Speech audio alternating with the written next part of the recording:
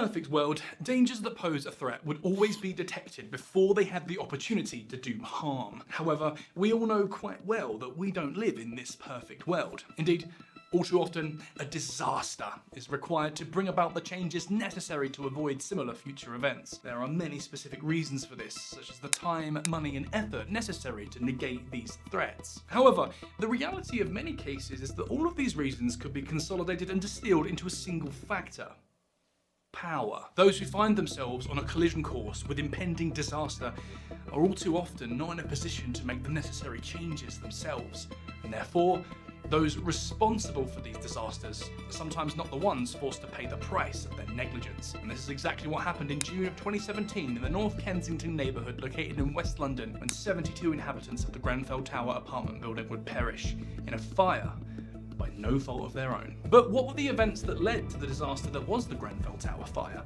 What could have been done to avoid it? Could there be more Grenfell Towers just waiting to occur? This is what we'll be discussing today.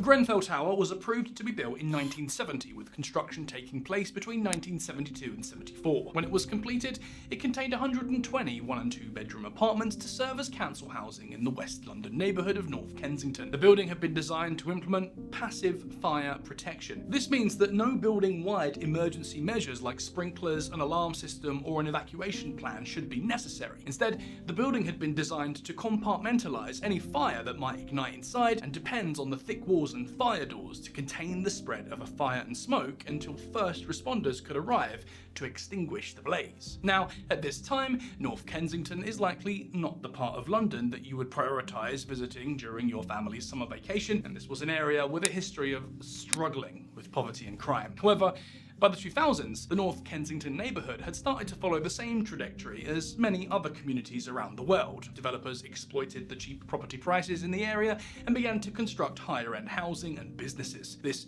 gentrification produced a dichotomous environment with contrasting wealth and poverty, with the ongoing development placing extreme social and economic pressure on the neighbourhood's less wealthy tenants. In 1996, a management group called the Kensington and Chelsea Tenant Management Organisation, or KCTMO, had taken over the administrative duties of Grenfell Tower. Multiple reports emerged of KCTMO treating tenants like a burden. This pattern had become increasingly common in multiple locations in North Kensington. The tenants that often belonged to lower socioeconomic groups would be mistreated by landlords and management companies eager to recruit wealthier customers and capitalise on the skyrocketing property values. In 2015, Grenfell Tower was due for a renovation. This project would include installations of a new heating system, new windows, and a new aluminium cladding facade on the outside of the building, designed to improve energy efficiency. This aluminum cladding contained two sheets of aluminium with an insulative polyethylene core between them. This cladding would be installed on the outside of the building, with a gap left between the insulation and the building. An additional layer of polyisocyanurate, or PIR, insulation was also placed beneath the cladding upon the previously existing facade. When the renovation was complete, the new facade layers were as follows from the outside of the building to the flats: an aluminium sheet, polyethylene insulation, another aluminium sheet, a ventilation gap, and the PIR insulation. This insulating strategy was selected for one primary reason: cost. While these materials were effective in serving as insulators, they should not have been used together. The manufacturers of both the aluminium cladding system and the PIR insulation had noticed that these products were flammable and should not have been used in combination with any other flammable product. However, these were both some of the cheapest products available, so they were selected for the renovation. Residents of Grenfell Tower and inspection agencies alike had raised concerns over potential hazards within the building for years leading up to the fire. The concerns included faulty emergency lighting, the existence of only a single evacuation route that was partially blocked by trash in many areas, uninspected fire extinguishers, and the lack of a sprinkler system. In response to these concerns, KCTMO threatened to sue the residents raising concerns for defamation and harassment. A group of Grenfell tenants tenants attempting to attract attention to the hazardous conditions in Grenfell Tower labelled themselves as the Grenfell Action Group, or GAG. In a 2016 blog post by GAG, they stated that only a catastrophic event will expose the ineptitude and incompetence of KCTMO. In retrospect, the accuracy of this statement would be chilling. Just after midnight on June 14th of 2017, a refrigerator caught fire in apartment 16 on the 4th floor of Grenfell Tower. The apartment's inhabitant was awoken by the fire alarm and proceeded to warn his neighbours and call the London Fire Brigade, who arrived on scene with 2 engines within 5 minutes. Although there was no building-wide fire alarm, some other residents did awaken and notice the smoke and fire. When these residents called first responders to report the fire, they were instructed to remain in their apartments. This stay-put policy is common in some high-rise apartment towers due to the presumptive effectiveness of the passive fire protection measures built into the building. The firefighters that arrived to combat the fire set up a base of operations on the 2nd floor and made their way up the 2 floors to combat the blaze. However, within 10 minutes, the firefighters would make the troubling observation that the fire was beginning to breach the window frame. Shortly after this observation was made, the fire escaped apartment 16 and began to climb Grenfell Tower at an alarming rate. First, smoke was detected in the apartment directly above where the fire had started. Then smoke filled entire floors of the building as the blaze progressed upwards, floor to floor. By 1:30, the fire had reached the roof of the building and had surpassed any hope of being brought under control by first responders. By this time, 20 firefighting units had arrived, as well as multiple search and rescue units, ambulances, and police. Many apartments were rapidly filling with smoke, burning pieces of the building's facade were falling to the ground, and multiple residents found themselves trapped in their apartments. The situation worsened from here. The fire doors that were designed to automatically close and contain fire and smoke failed to do so. Residents trapped in their apartments attempted to call and alert authorities of their location. However, firefighters experienced complications with receiving and exchanging this information because of the malfunctioning radios. Firefighters also reported zero visibility within the building due to the thick smoke, making it even more difficult to locate trapped tenants. Trapped residents tried everything that they could think of to make their location known or escape. In addition to calling for help, they would turn the lights on and off. Some also crafted their own escape measures, such as tying bed sheets together to exit through the windows. Others had no choice but to take their chances by jumping from the windows, often with devastating results. Those that were not trapped in their apartments were not even always able to successfully evacuate. This was due to trash in both the hallways and stairwells, blocking egress routes, and frequent explosions throughout the building caused by overheating gas lines. Around 2, the fire was officially classified as a major incident, with 40 firefighting units and over 250 firefighters combating the inferno. Strikingly, the building's stay-put policy was not abandoned in exchange for a full-scale evacuation until 2:47. By this time, intense flames had infiltrated multiple apartments, multiple residents were suffering from smoke inhalation, and even those that had escaped the building were harmed by the flaming debris that continued to fall down. By this time,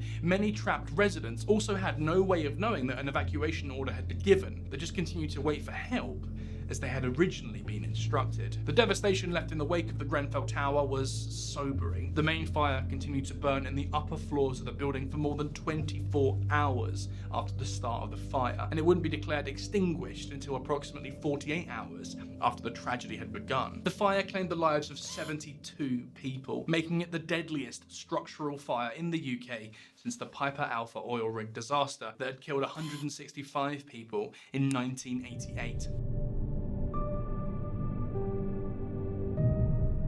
Investigations immediately began to determine the causes of the fire and the factors responsible for the disaster that it became. The investigation would first confirm the fact that the fire started with the refrigerator. Multiple residents had previously reported short-circuiting appliances in Grenfell Tower that resulted in the production of smoke, but these complaints appear to have been ignored by the property's management. The investigation would also focus in on Grenfell Tower's passive fire protection measures. A key step in the development of the disaster was the fire's escape from its original apartment. It was determined that the windows were a key factor in the fire's spread. These recently installed windows were less fire resistant than the ones they had replaced, which provided an outlet for the fire to escape the apartment in which it started and reach another critical component of this disaster: the building's new facade. The fire investigation would find that the flammable products used in the facade were instrumental to facilitating the rapid spread of the fire. The multiple flammable components used in combination provided an ideal fuel source for the spreading fire. Furthermore, the gap left between the facade and the main building was incorrectly spaced, which resulted in oxygen being fed into the fire rather than stopping its spread. In no uncertain terms, the Grenfell Tower fire was a disaster with multiple contributing factors. Ultimately, the building's management failed its tenants. Despite frequent calls for addressing problematic conditions, nothing was done. Fire suppression systems remained poorly maintained. Faulty electrical components and appliances were never addressed. Finally, cost-saving measures taken during the building's renovation turned the degrading building into a tinderbox, just waiting for the opportunity to ignite. In what seems like the ultimate insult, several of the members of GAG who had so consistently raised concerns about living conditions at Grenfell Tower are those very tenants who lost their lives in the fire. The charred remains of Grenfell Tower still stand at the time of this video, a reminder of the lives lost and the negligent conditions that gave rise to this disaster in the first place. Some have called for it to serve as a memorial to those who lost their lives. Others see it as a painful reminder and an eyesore and want it demolished. While demolition is currently planned for the remains of Grenfell Tower, authorities are still attempting to determine the best way to achieve this without impacting nearby structures. Until they figure this out, the skeleton of Grenfell Tower will remain looking out over the North Kensington neighbourhood. So, we have firmly established that the Grenfell Tower was a genuine tragedy, but how unique was this event? Had fires like this happened before, and of course, are there any Grenfell Towers out there just waiting for history to repeat itself? Strikingly, several similar, albeit less deadly fires have already taken place in the UK alone. In 1973, the Summerland Leisure Centre fire on the Isle of Man killed 50 people in an event very similar to the Grenfell Tower disaster, where the facade facilitated rapid spread of the fire. More recent fires have taken place in 2019, 2022 and 2023, all of which were fires that spread rapidly, at least partially due to improper cladding installed on the outside of the building. It's also worth noting that these events are not solely isolated to the UK. Similar fires that rapidly spread due to the building's facade have occurred in the US, China, South Korea, Spain, Indonesia, Italy, and the United Arab Emirates. And this is just since 2007. While these are some of the more severe examples, this is just a small subset taken from a much longer list of similar events that have already taken place. With so many examples of flammable cladding and facades resulting in dangerous, rapidly spreading fires, it begs the question, why does this keep happening? Ultimately, the answer comes down to one factor: money. The cheapest materials that are also effective insulators happen to be quite flammable. However, the fact is not that these materials can never be installed onto buildings. These flammable products can be safely utilized when they are installed in combination with fire-resistant products. However, this would still require some investment into these more expensive and less flammable materials, which seems to be the problem. So finally, let's investigate the likelihood of another disaster like Grenfell Tower taking place. Rather than focusing on any specific location or building, we'll focus on the underlying causes that made Grenfell Tower so deadly. As we stated earlier, multiple fires in apartment buildings have taken place both before and since the Grenfell Tower disaster. Importantly, however, casualties were minimal in these examples. What lessons can we take from Grenfell Tower to help us imagine whether a disaster with a similar devastating degree of casualties could happen again? Immediately following the disaster at Grenfell Tower, government officials both within the UK and abroad investigated ways to make sure that such an incident wouldn't take place again. Multiple factors stood out as significant contributors to the severity of the disaster. One issue that the UK government has since passed laws to address is the lack of a sprinkler system in many high-rise apartment buildings. Newly constructed apartment buildings are now required to include these systems.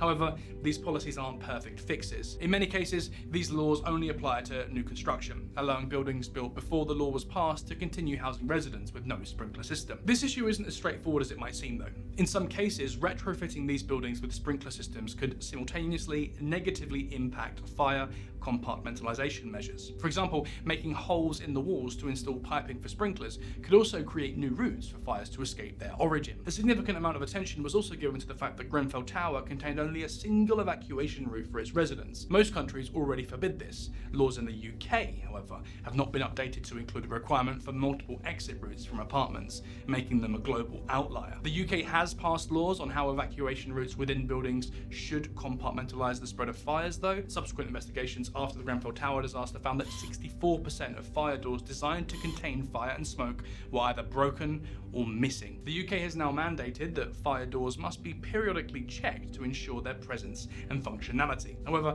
this has proven to be a monumental task that has been difficult for government inspection agencies to keep up with. There are other measures that can be taken to mitigate the risks associated with having only a single evacuation route in a high-rise apartment building. Indeed, many older buildings in Germany also only contain a single evacuation route. However, firefighters in Germany have developed effective technology and techniques that allow them to efficiently evacuate residents of these buildings through those single routes. The stay put policy, often implemented in events like these, also drew a significant amount of scrutiny following this disaster. This policy of passive fire protection was designed under the assumption that any fire that breaks out can be effectively contained within its origin. However, what if the fire manages to spread like it did in Grenfell Tower? Studies have shown that when containment measures fail and a fire does begin to spread in a high-rise building, the risk of fatalities doubles. This suggests that these passive fire protection measures alone are not enough to avoid disaster. Some think that stay-put policies should be abandoned completely, while others think that these policies can be effectively implemented. Those in favour of these policies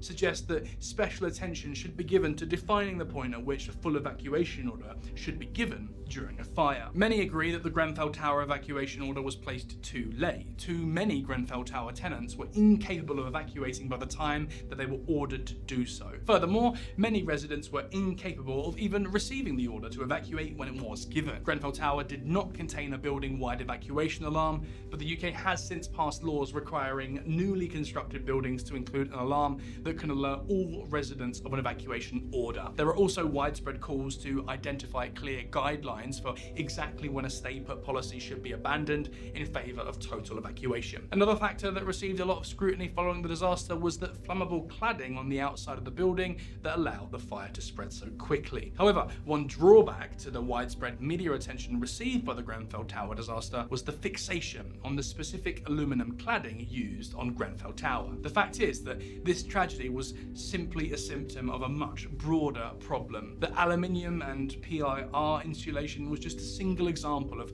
multiple highly flammable insulation and cladding products that had been installed on many other buildings. Much of the reforms sought after Grenfell Tower focused specifically on this aluminium and PIR insulation rather than all flammable insulation. Studies have determined that the only truly fireproof product that can be used for these applications is a glass-based material containing densely packed fine glass threads. However, this insulation is also quite expensive, and there are disputes about how necessary it would be to install such a product. As we mentioned earlier, flammable insulations can be safely installed on buildings if it is done properly, although this still does increase the price tag, and there are disputes about who would be responsible for footing the bill for retrofitting buildings with safer insulation. Both building management companies and government entities are not keen on making this commitment. On many buildings throughout the UK and the world, flammable cladding has been removed and replaced with safer insulation. However, some buildings with the very same cladding that was used on Grenfell Tower do still exist. It's also worth noting that for regulatory reasons, many laws that have been implemented related to flammable cladding only apply to buildings taller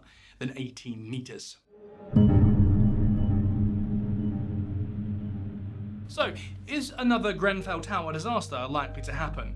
The answer to this question is no, but in retrospect, the Grenfell Tower disaster itself wasn't likely to happen. However, enough risks and mistakes happened to align in such a way that allowed for this terrible event to take place. In the UK and across the world, governments have passed laws and policies to further reduce the likelihood of such a disaster from taking place, but perhaps it's not the risks that have gained the most attention in the wake of the Grenfell Tower that posed the greatest threat. Perhaps it's the risks that we are overlooking that are putting other buildings at risk. This is one reason that it's so important for management entities to listen to the complaints coming from their tenants when they notice something dangerous. If Grenfell Tower's management had taken their residents' complaints seriously, it's likely that this disaster could have been mitigated by orders of magnitude. Another Grenfell Tower disaster doesn't have to happen in the future. However, ensuring that it doesn't will take a certain degree of care, attentiveness, and understanding from those in a position to make the necessary changes to protect their residents safely.